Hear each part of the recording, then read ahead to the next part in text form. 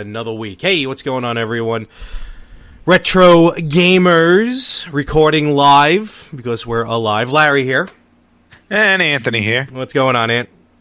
I don't know. I think we finally recovered from our Thanksgiving hangovers. Yeah, all that food, forget about it.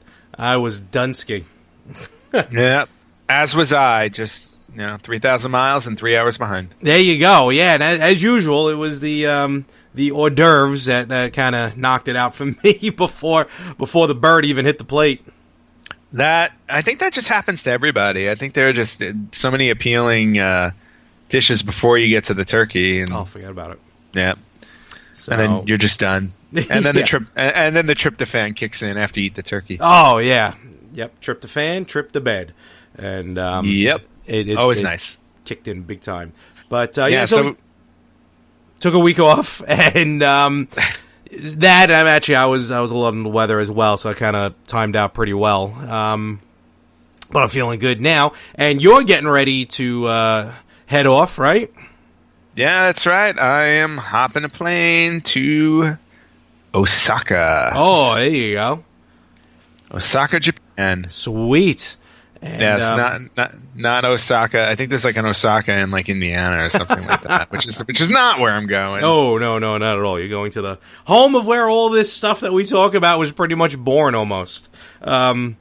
Nintendo was. So now, I don't think it was Osaka, but no, not Osaka, but Japan. And, Japan itself, yes. Now, remember, I know you're going on business, but of all the things that are most important, I don't care what you have to do business-wise, Mini Famicom. Remember that, Mini Famicom, which should be out by now. It's at the top of my list. First thing I'm going to do when we get out of the airport is I'm going to tell the driver, Mini Famicom. That's all I'm going to say. I mean, forget about the hotel. I'm not worried about getting to the hotel. It's like, fine, take me to a Mini Famicom shop. I must buy it. And apparently I also have to look for English versions of the Hatchimals since you can't. They are the hot ticket item for Christmas shopping Honestly, this year. I heard about that thing. And, I guess they're hot over there. So, well, I've been tasked with looking in Japan while I'm there. I've already warned my family that the ones I buy may speak Japanese. So. Well, you do what you got to do at that point. So exactly. Okay, so there's been a lot of news. Some of the kind of this whole every once in a while, I kind of like to mention how something old is new again. And we're talking about the topic for today is gonna be something a little different, but it just kind of popped in my head. I want to get your kind of instant reaction. We didn't talk about this yet, even during our little prep session, but PlayStation PS4 is kind of remastering and bringing back 3 series. I think they're just remaking the original games. Crash Bandicoot, Intense Trilogies. I think all 3 Crash Bandicoots are going to be remade for the PS4. Wipeout. I don't know if you remember Wipeout on PlayStation. Oh, yeah, I remember Wipeout. And Pa-Rappa the Rapper. Oh, good for the Lord. PS4. Yep. There were 2 of those, I think. They're only doing the first one right now. I think it's the 20th anniversary of the first one. I'm not sure. 96? Yeah, makes sense. I remember buying that. Yeah.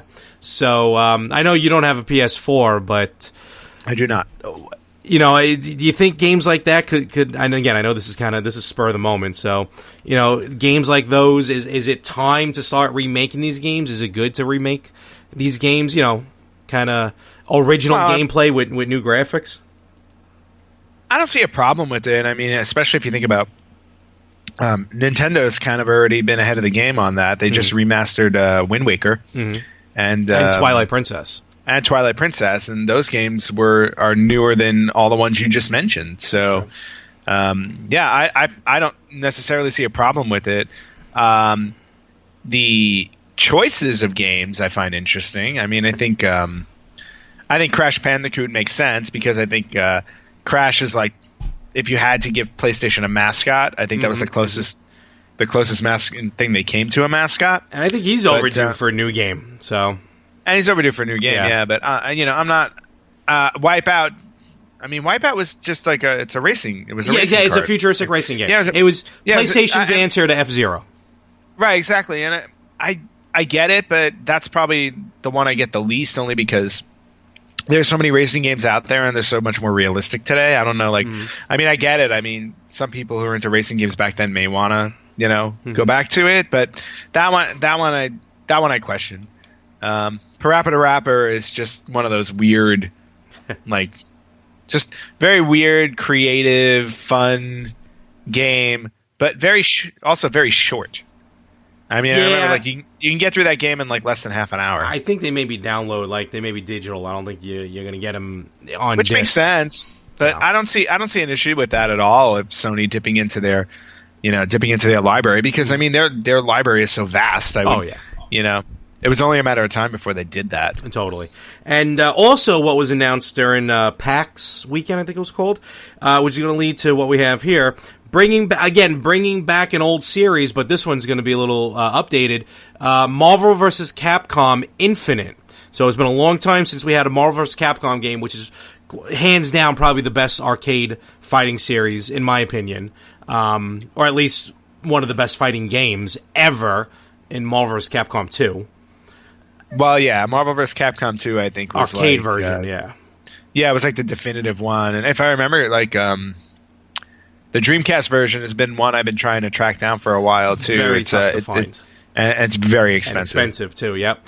I mean, the closest I remember I had gotten was the I mentioned it before, the PS1 version, which had some good tournaments going, which wasn't really arcade equivalent, but it was able to get close because of the sprites and everything. But with Marvel vs. Capcom Infinite coming out, kind of harkens back on some of the great fighting games that really were able to come out on the Super Nintendo, on the N64, and even there was a couple on the regular Nintendo. Yeah, I mean, if you go all the way back and you're trying to figure out, like, you know, you try and think about, because a lot of people automatically think, oh, you know, Street Fighter and Mortal Kombat were probably the two pioneers of the genre. But, totally. Yeah, but there were some fighting games before that. I mean, I remember, you know, we talked about this before we started recording, but I believe on my Commodore 64 I had a game called Karateka. Yeah, no, you're talking about that. I don't ever remember that one. Yeah, and it was I remember playing it all the time, and it was if I remember correctly, it was three fighters on the screen. You had and each one had a different color gi, and it was just, you know, you hit the person and, you know, got points and won. It was kind of, you know, it was almost like a precursor to Karate Champ, which I believe was on the NES. Yeah, Karate Champ was just straight up one-on-one. Mm-hmm. With the master or the sensei or the referee just kind of not floating, but he was just in the weirdest spot on the board. But, yeah, I think karate, you know, that the precursor to all the games that we have right now with the fighting games, like I'm talking with the modern systems, yeah, so a lot of people are going to say it harkens back to Super Nintendo, and I'm not talking the arcade versions. I'm talking about the home consoles. But you know, yeah, there are some forgotten gems and ones we're going to forget right now and not mention that. Yeah, on the Genesis, on Nintendo Master System, even TurboGrafx 16. I remember a buddy of mine had Fighting Street, which is the very that's what the that was Street Fighter 1 essentially, and all you played was as Ryu, and Sagat was the final boss in that one, and that story actually led to him getting the scar on his chest that we all know his character to be designed with today. All right, well, there's a nice little history lesson. Yeah, that was on TurboGrafx. And if you even want to, you can kind of push the borders, like saying, like with Atari, like boxing on Atari and stuff. Kind of, technically that was, you know, fighting back and forth if you want to really go back. But the ones that really, really cemented at home, of course, were the big ones, Mortal Kombat, Street Fighter. And those we can dedicate hours to talking about. But some of the other ones, like, do you remember Clay Fighter on Super Nintendo and Genesis? Oh yeah, I remember Clay Fighter. Clay Fighter was fun. Clay Fighter and it was weird. Oh, very much so. Yeah, Clay Fighter. Go ahead. No, I was going to say, because Clay Fighter, you're right, was weird, and it was the way it sounded. It took advantage of the graphics with the animation, clay animation. It had some just weird characters in there, like Bad Mr. Frosty and Helga and, you know, Icky Bod Clay. It was meant to be a parody of Street Fighter and Mortal Kombat. Yep. And if I remember correctly, there was also an N64 version, Clay Fighter 64. Yeah, well, no, 63 and a third. Oh, was that Clay what it was? Fighter 63 and a third, yep.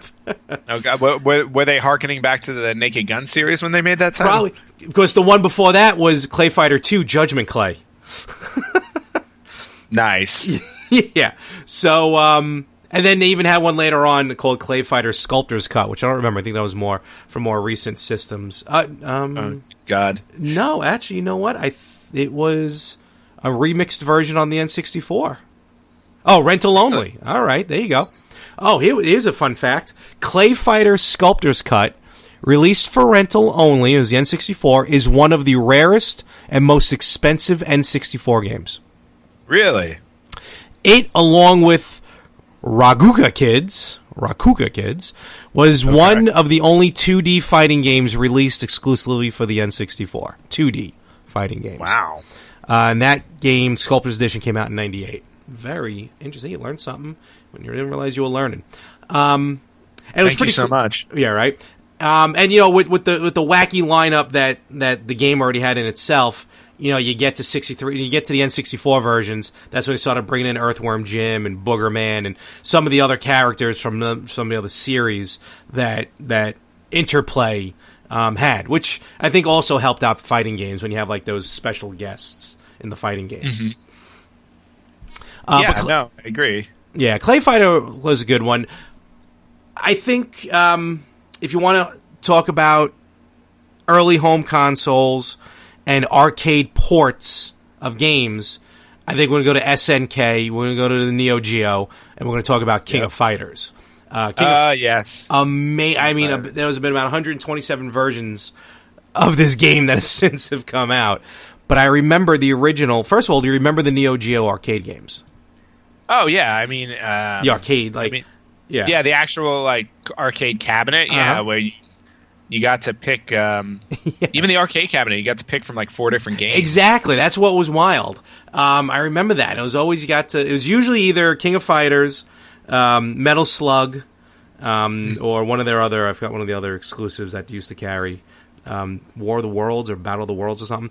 But King of Fighters, and again, there's been so many of them, but definitely it's like King of Fighters is to Neo Geo, I think, as Street Fighter was to Genesis originally. Street Fighter 2 to Genesis. Well, and I think the other interesting thing about King of Fighters is they were probably one of the first non-sports video game series that like put one out every year. Yeah, they did for a while. If you look it up, it's like, you know, they did like 12 or 13 of these guys, and in the beginning they were they were labeled by year, like 94, 95, 96, 97. So it was really interesting because games like that never, at least back then, didn't do that. I mean, your NHLs and your MLBs and NFLs would do it, but you never heard of a non-sporting series that did an annual release. No, not at all. Because especially like the fighting, King of Fighters, all they did was just kind of maybe rehash some new some new characters. Eventually, later on, when you get to like King of Fighters 2000 or 2002, you have no choice but to bring back some of the old characters, which is what led to like Mortal Kombat Trilogy, Mortal Kombat Gold on N64. But to pick up where you left off with King of Fighters, from 94 to 2010, they released a game every year except for 07. For some reason, I guess they decided to take a break in 07. That's when they took a break. Yeah. And then of course, a lot of this is 2D fighting. The Mortal Kombat and the Street Fighter is just going to go without saying. But Street Fighter was big time for Genesis because if you remember, it was Street Fighter 2, actually maybe even Championship Edition, that introduced us to the 6-button Genesis controller, which changed the game and changed the landscape of the Genesis.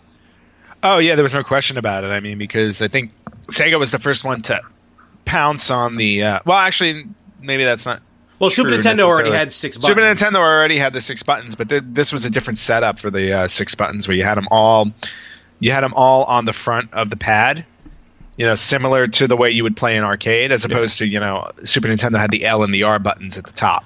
But not only that, but also Genesis had the 3 buttons, which was, for a fight. And you were able to play Street Fighter 2 with the 3-button controller, but like when you wanted to switch from punches to kicks, you had to hit start, and it got a little wacky. So someone just said, you know what, let's throw 3 more buttons on there, call it a day, and then that became standard. Yep. For Genesis. Yeah, no, I do remember that very, very well. And then now that's a lot of 2D fighting. Of course, 3D fighting kicked it into high gear with Virtua Fighter. Yes, okay. But let's not leave 2D behind. There is still, you're jumping around. That's not healthy. I was about to bring up for 2D fighting. There were a couple that I had that I remembered. One was, and they were Marvel based, of course. Because I was a big Marvel Comics fan. And outside of the Marvel vs. Capcom series, there was the original Marvel Superheroes game. Yes. Which is timely to talk about now because it was based on the Infinity Gauntlet series. Oh, okay. And we're on the eve now of getting 2 Avengers movies that are focusing on the Infinity War. Mm-hmm. So I remember when that game first came out, I got it on Super Nintendo because at that time, the Infinity Gauntlet series had just recently come out, maybe like a year or 2 prior. So, and it was a huge success in the comic book world. So to get a video game based off of that was just like absolute heaven. So, and you got to use the Infinity Gems as like special powers in the game once you collected them. Oh, wow. So it was actually, it was a really entertaining game and absolutely loved it. No, the Marvel, I don't think, I'm going to be honest with you, that's one of the, I played a lot of the Marvel vs. Capcom, X-Men versus Street Fighter. Mm-hmm. That first Marvel fighting game, I don't think I've ever really played. Yeah, and that was, to me, I mean, don't get me wrong, I love the Marvel Capcom series, and I believe the Marvel Capcom series came out after this game. Mm-hmm. But yeah, I mean, you go back to that game, and it had a really interesting group of characters because, back then Marvel wasn't as mainstream as it is now, where like everybody knows who these characters are. Mm-hmm. So they chose an interesting array of characters. Like you had Captain America and Iron Man and Spider-Man and Wolverine, which are like, were the big ones that everybody standards, knew. Yeah. Yeah, you had your standards, but then they threw in they would throw in some they had the Incredible Hulk in there, but then you would get Thanos, of course, was the main villain since it was an Infinity Gauntlet game. But then you had like lesser known characters like Blackheart, or if you go into the X-Men world, they brought in Magneto and Juggernaut, which if you knew X-Men, you knew who they were. But and then you had Psylocke, who was the only female character in the entire games, which was also interesting because you think of the entire Marvel universe, Psylocke isn't exactly the first one that comes to mind. No. So it was just interesting. It was an interesting game and just interesting to see which characters they chose to put in the game. So, and that was before you had your Marvel Capcom series where all of a sudden you had like 50 guys in the game. Oh, I mean, back then maybe you had like a dozen. Mm-hmm. Yeah, I always talk about. Some people you either love it or you hate it. Justice League Task Force on Super Nintendo. Oh yeah, it was about I remember that one. 10 characters maybe. So, but even Mortal Kombat, even the first Mortal Kombat was only what 2, 4. I thought it was like 7. I thought it was like 8, at least 8, maybe. Usually under 10. You really didn't have much in way of selection with a lot of these early games. It wasn't until later on and Soul Calibur kind of really jumped on the whole like guest fighters and everything. Like we talked about, Clay Fighter had Earthworm Jim and stuff. But yeah, Soul Calibur was one of the arcade games, I think, that no wait, I'm sorry. That was Virtua Fighter. Yeah, Soul Calibur I had on Dreamcast. I think it was Soul Calibur 2. And man, I played that game to no end. Oh, Soul Calibur 2 ruled. Yeah, they were great, and I just remember the music always being excellent in them. Yes. Absolutely loved the music, and the characters were really entertaining, and unlocking the other characters in the game. That's actually one I wouldn't mind pulling out of my vault and playing right now. I think it would be really fun. No, those are cool. And then, and I know it's going to push it a little bit, but I'm just going to say, I think Soul Calibur was the best as far as in later games in the series, bringing in console-exclusive guest fighters, and, you know, like Soul Calibur 3 for GameCube. No, Soul Calibur 2. Wait, hold on. No, Soul Calibur was on Dreamcast. Soul Calibur 2 was on Next Gen at the time, like PS2, GameCube, and Xbox. Right, and then each system had their own special character. The Hayachi from Tekken, again, the crossovers. He was on the PS2. Spawn, Todd McFarlane's Spawn, was on Xbox, and the one I loved, Link, was on GameCube's version. And that was crazy because you never saw a Nintendo character in any other game besides Nintendo. Yeah, it was interesting when Nintendo started doing like they would do a special crossover like that because they're so rare. Oh yeah, that it just made you. It literally made you want to get the GameCube version, and I think they knew. Obviously, they knew that because the GameCube wasn't exactly the most popular system. No, not at all. It was getting buried by Microsoft and Sony simultaneously. So that was an interesting marketing ploy for Soul Calibur at the time, where it's like, hey, you know what? Link never crosses into a non NES game, and here you go. Exactly. And then just to mention it, because it just needs to be mentioned, later on with Soul Calibur 4, the fact that they brought in Yoda, Darth Vader, and what the hell is his name? The guy from Star Wars Force Unleashed. But anyway, they brought in Star Wars characters. So that and you haven't seen much from Soul. They brought out Soul Calibur 5, but that's a game that really you can get Soul Calibur 2 HD version. You can download on the PS3 and the Xbox 360. It may still be available.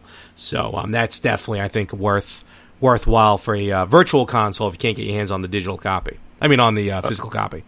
I wouldn't mind downloading that game and playing it. But Soul Calibur 2 by far and away is like my favorite one. Do you remember a game called Time Killers? Yes, but I did not own it. No, neither did I. I don't think a lot of people did. I think it was a little bit rare. But Time Killers, I remember being... Mortal Kombat got a lot of flack because of the blood and everything.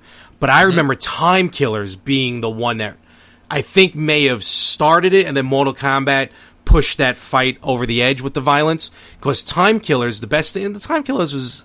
It was an okay game. I mean, it was... you had like a streetwise punk, a space hero, a prehistoric caveman. These are just some of the characters that you can play as. But the death moves, like before fatalities, the death moves were ridiculous.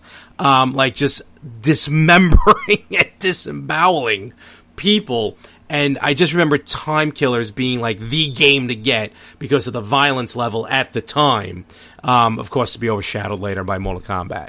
You know what? I'm just taking a quick look at it on YouTube, and now that I'm looking at it, I do remember this game. Yeah, right. I mean, the game. I remember specifically crappy. the guy with the chainsaw. Yes, that would just like chop all your body parts off. Yep. Not a good game, but I just that I remember. No, not a good game, but it makes me think of that game, the game that after they came out with the video game, whatchamacallit, when they started rating video games. Oh yeah, Thrill Kill. Thrill Kill. Yeah. Thrill Kill was a game. I believe it was supposed to come out on PlayStation and N64. And it was deemed so violent that they never released it. So like it was like 90 or 95% done. Mm-hmm. And the company that was creating it, they killed it because they literally killed it because they knew it was never gonna be able to go on shelf because the rating would have been too high. Because at the time, ratings was a fairly new system. Yeah. So I guess that people were still trying to figure it out. So and if you go on YouTube, you can look up you can look up throw kill videos, because like the game was so close to being done that like there were playable versions of it, and somebody at one point of course hacked it. Of course. And if you look, obviously, if you look at the fatalities, so to speak, I mean, compared to what we've seen in Mortal Kombat, since Mortal Kombat's gone like 3D, I mean, it's absolutely nothing in comparison. But it was just because at the time, the whole MSRP rating system was brand new, so it was a shame that it didn't come out. Especially when I'm now watching a YouTube video of a woman sticking like a cattle prod down a guy's throat until he explodes from being electrocuted. Very nice. A very nice touch. Puts a little spin on it. It definitely does. Mortal Kombat does all the digital. The original Mortal Kombat game had the what do you call it? Digitalized live actors. But yes. In my opinion, one of the worst fighting games, which almost started the craze, Pit Fighter. You remember Pit Fighter? Yes, I do remember Pit Fighter. This game was, in my opinion, horrible. I think I may have. Well, no, I didn't own it. I remember playing it in the arcade. I played it in arcade. I think I may have rented it a couple of times, because I maybe tried it once. And I may have done that too. Let me give it a shot again. It was a 1990 arcade game, and eventually, got ported to the Genesis, Super Nintendo, even like Commodore and stuff like that. Yeah. It had like a kickboxer character, a professional wrestler, a black belt. Yep. Those were the playable. There were 3 playable characters, and then you fought against 8 non-playable characters. But just the game was so choppy. Even back then, the graphics were just ridiculous with the photos and trying to digitalize the actors. I know they're trying to do something new, but ooh, man, it was rough. And you think it was bad in the arcade? Try looking at it on the Game Boy or the Lynx. Yikes! Oh God, I couldn't even imagine getting it for a handheld system. But again, I mean, you got to go back to these games had to start somewhere, and so you may not have gotten your hands on a Mortal Kombat if Pit Fighter didn't come first. Mm-hmm. True. So it's just one of those things where it's like you kind of have to. Well, the other problem with Pit Fighter also is like it was an Atari game, and I think at the time Atari was struggling. I'm not saying it was on the Atari system, but Atari made the game itself. Yeah, it wasn't too good. And a lot of these games, if you ever tried them on the Game Boy, I mean, Mortal Kombat just looked horrible on the original Game Boy. Remember a game, Primal Rage? Yep, I remember those. But I can't imagine anybody even trying those games on handheld. I mean, it doesn't even sound good in theory. Back then it was. Yeah. I know you weren't big on the handheld. I was, and I remember, because we'd go to out here in New York, we'd go to the Breezy Point Surf Club during the summer, and I spent all my time there, and there was no TV. So I had my Game Boy. So seeing these games come out for portable, I'm like, yes, I can play Mortal Kombat on the road. No, I don't want to play Mortal Kombat on the road, because it was rough. Street Fighter wasn't too bad. But, a lot of these games didn't really port over too well. But Primal Rage was one of the ones that wasn't too bad.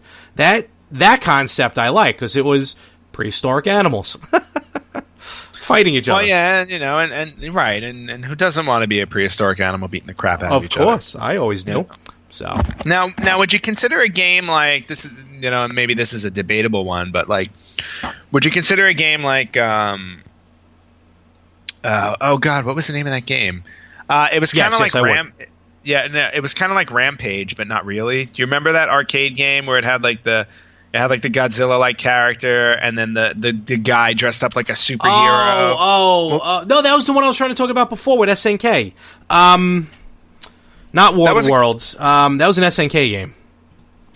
That was Neo Geo. Because when you said King of Monsters, I thought of it, but I don't think that was it. Oh, no, that may have been it. Was that King of the Monsters? King of the Monsters. Oh, okay. Yeah. I remember playing that in the arcade, and man, did I love that game.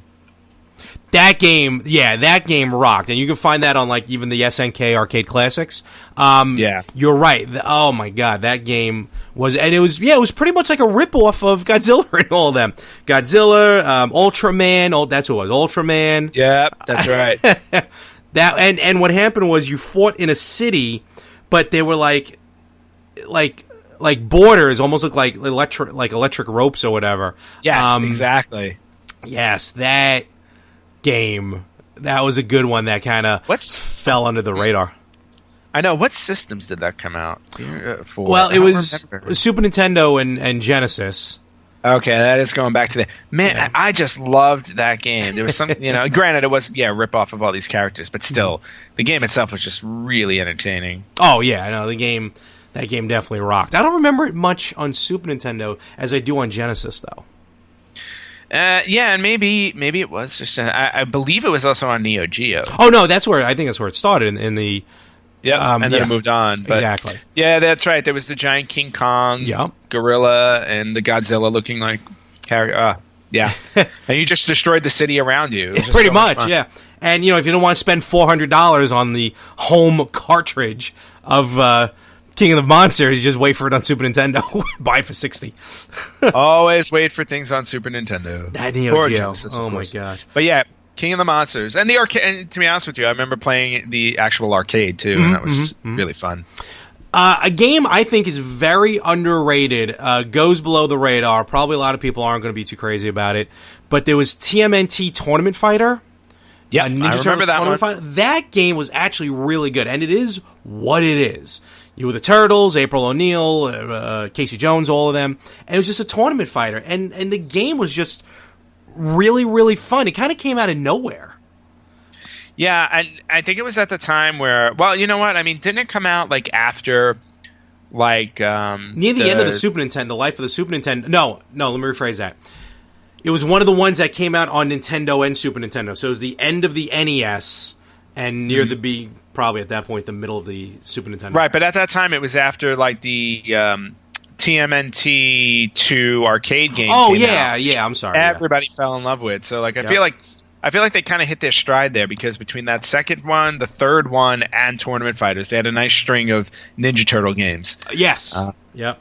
That were all really entertaining. That Ninja Turtle game rocked. The Justice League, if you can go find it, check that one out. Task Force. Do you remember any good, like kind of not any of the popular ones, but just maybe some fighters that were a little bit underrated or kind of went on the radar? Yeah, I mean there are some like I mean for every I know we didn't really talk about Mortal Kombat and Street Fighter, but because those are givens. But for every one of those, like you would find another one that would just be fun. And I had one on PlayStation 1 called Rival Schools. Yes. And I'm trying desperately to remember if it was like a 2-disc game. Really? Because there was a I don't know why I feel like it came in the thicker box for some reason. I don't know if there was something else in the box, like something else that came in the box with it or not. But I remember, I just remember like there was it was a fairly simple story mode. I'm going to cut you off. The PlayStation version did come with 2 CDs. There you go. First, go ahead. No, continue. I was going to say, I'm just reading this off of Wikipedia. So, the first disc included the original arcade game and the standard modes included in most home versions of the fighting games. The second disc, named the Evolution disc, featured several new games to complement the arcade original. Several mini games. Yep. Character creation mode. Yeah, I remember all of that stuff because like you would go through story mode and then like in story mode you would do like before the fights like there'd be a little story that would happen. Like I remember going to the baseball field when you were about to fight the baseball player, but first like you would like play kind of a short thing of baseball where they would throw a pitch and you'd swing and all that stuff, and then you would go into the fight after that. So like it was a really it was a really interesting game, and I don't think I think it's one of those ones that like it happened and people kind of forgot about it afterwards. I believe I want to say there was one sequel. If I'm remembering correctly, it's a pseudo sequel. I think Japanese. It was called, it was called Project Justice. And I don't think it ever came out in the US, but Dreamcast. Dreamcast. It did. And I never wound up playing it, but I never wound up playing it. But I remember they upped it. Like you played as 3 characters instead of 2, because in Rival Schools you had 2 characters on your team, and you would swap out, kind of the same way Marvel vs. Capcom did. But Project Justice you had 3, and that's a game like I wouldn't mind. Like if I came across it somewhere, I would pick it up. Well, the sequel you may be able to find in Japan, because Project Justice was a sequel, but there was also an update to Rival Schools. Let's give this a shot. Neketsu Shisun Nikki 2. So that's the PlayStation exclusive update to Rival Schools. Exactly. I think it translates to, it's Shirsitsu Justice Gaikuen Neketsu Shisun Nikki 2, which is Private Justice Academy Hot-Blooded Youthful Diary 2. That is a very long name for a video game. See if you can find it in wherever you're going.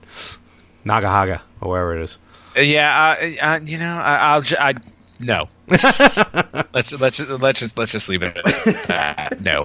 What was the name of the game? I think you owned it. That was very like horror genre, but cartoonish horror.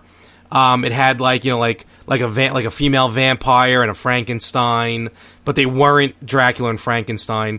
Deathstalkers, Darkstalkers, Night Walkers. Do you remember? Does any of this ring a bell? Was it even you that had the game? Is this a fighting game? Yes, it was a fighting game. Yep. Deathstalker. No, not a clue. Dark. I think it was on PlayStation. No. This might not have been me. Darkstalkers. What was it? Darkstalkers. The Night Warriors. Hold on. Nope. I never played that game. You had to have. It had to have been you, because I didn't know anyone else. Well, you know what? I'm looking at it right now, and I can very honestly say really? I never did play it. Oh my god. Okay, then never mind. It was a fun game. If you can find it, definitely play it, because it is, like I was mentioning, it's kind of like oh god, I'm looking at it now. What? It's just Street Fighter with knockoff movie monsters. Exactly. That's what was fun about it. Yeah, Victor von Gerdenheim. Yes. And Lord Raptor. Yep. Awesome. And of course, from America, Felicia. Yeah. Well, I mean, you have to have Felicia. All right. Do without Felicia? No, of course. Yeah, it was.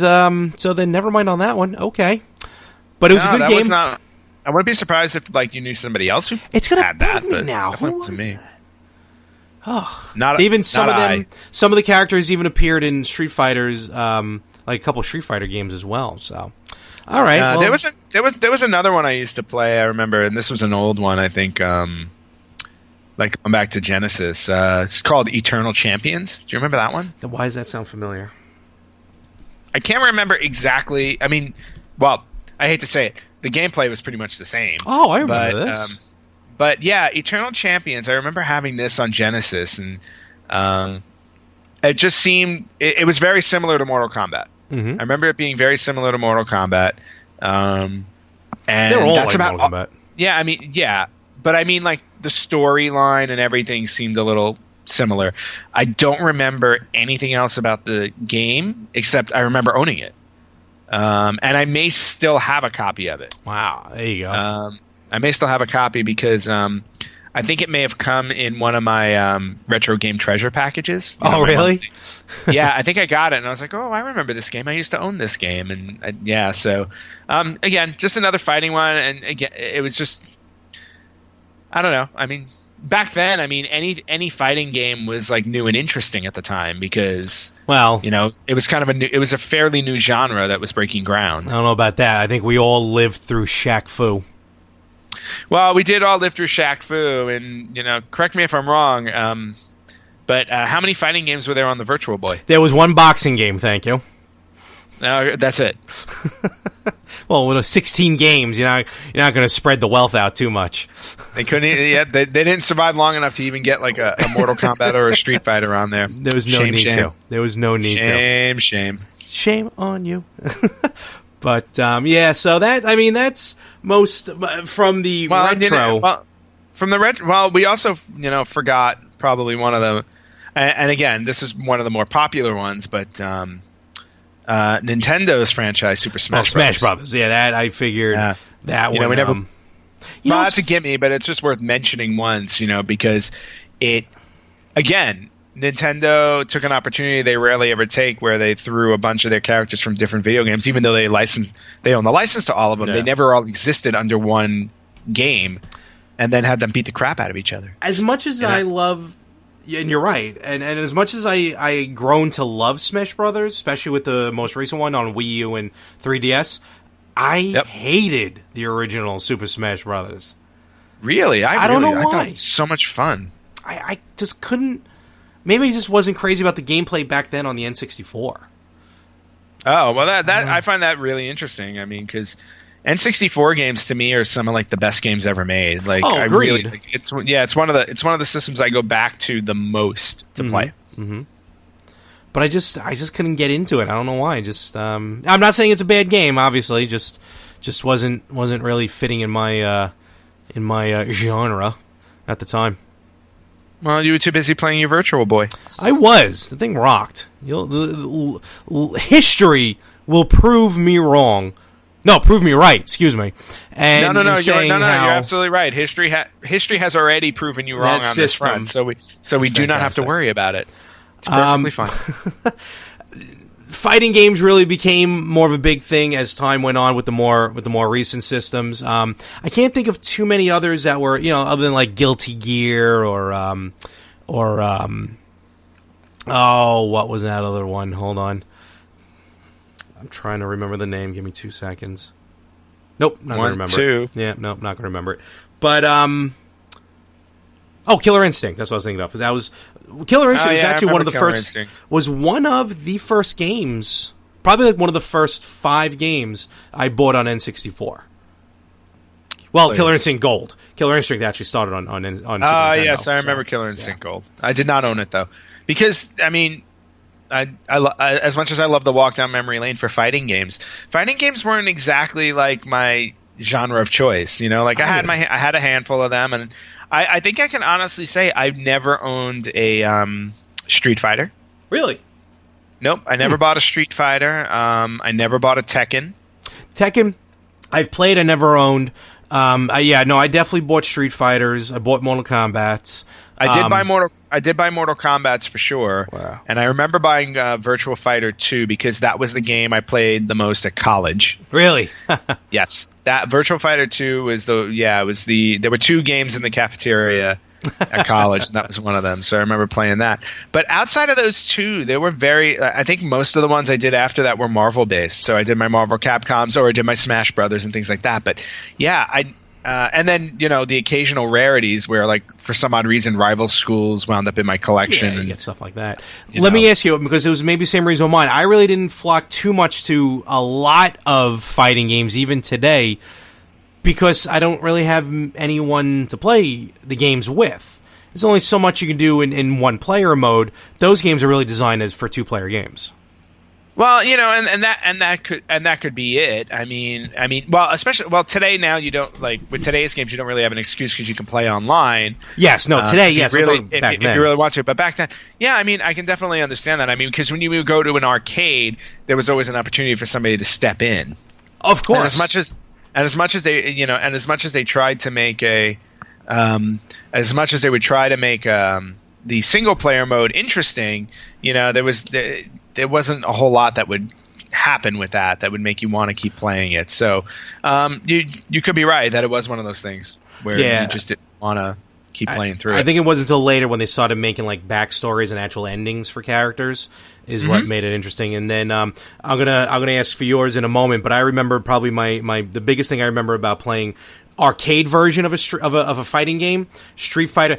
That's where I saw Darkstalkers, was at the Beach Club on an arcade. That's where I saw it. Okay, it wasn't you. Okay. I didn't know so you back then. It had absolutely nothing to do with you. I don't thought you had it. But anyway, my first forte into Street Fighter 2, they trucked the arcade into the cafeteria of the Beach Club, and I remember one quarter, I was E Honda. It was before fighting etiquette kicked in, where you cheap a person, meaning you just get them on the side of the screen and you just hit the same button over and over again. I spent a good 30 minutes as E-Honda beating everyone on that who was coming in, dropping a quarter down. Someone finally got the best of me, and then someone told me, like, stop using a 1,000-hand slap. So nicely done. I used to use the Chun-Li kick. Oh, nowadays when I play Street Fighter, I use Chun-Li. She's my go-to. Yeah. Yeah, I just used the Chun-Li kick, and I would always win. Yeah. And then I'll ask for yours, but then I'll tell a story later on about how we did a tournament in college with Marvel's Capcom 2 on PlayStation, and my next door neighbor in college beat me blindfolded. So we'll get into that one next time when we have more time to talk. Wow, that's just he was good. I don't care. That's just a whole new level of sad for you. He was good. That's Virtual Boy sad. Do you have like a moment or a memory of something, of kind of like something iconic, or is just a good kind of crowning achievement or anything? Or? For fighting games, not really. I mean, because to your point, I mean, if I didn't play it in the arcade, I played it at home by myself. I mean, because I was, I didn't have a brother, and my sisters didn't want to play those games. When my sisters were around, we played Mario Party. There you go. So, no, I can't really say I have any type of crowning achievement for fighting games, which is sad. I mean, there were a handful that I beat, like Marvel superheroes and the Mortal Kombats and stuff like that. But again, to what we said before, it's like these weren't exactly big games that, like, when you accomplish that, it was so momentous. Not like beating a Final Fantasy that takes you like forever. No, not at all. Like, I've never beaten one of these games and reacted like I did when I first beat Contra, the first game I ever beat. But still, fighting games have their je ne sais quoi. With that being said, we'll start to wrap it up here. You heading over to Japan, have a good flight. Yep. Be on the lookout. See, I don't know if they have they have arcades all over the place. If they have like retro, I mean, I don't think you'll have time to look, but who knows? Oh no, trust me. I'm gonna do my best to find any type of arcade or video game store while I'm there, and I'm hoping to come back with some good retro treasures. Good, excellent. Well, with that being said, safe flight. I'll catch you next week. We'll all catch you next week here with the Retro Gamers. Maybe I'll have a Japan recap for us next week. Oh, that'd be awesome. I hope so. Video game, yeah. And awesome. You know what? We'll maybe check out what those wacky arcades are like. Maybe we'll talk about that a little bit. Well, if I'm there, I'll grab some footage. There you go. That sounds good. With that being said, take care, everybody.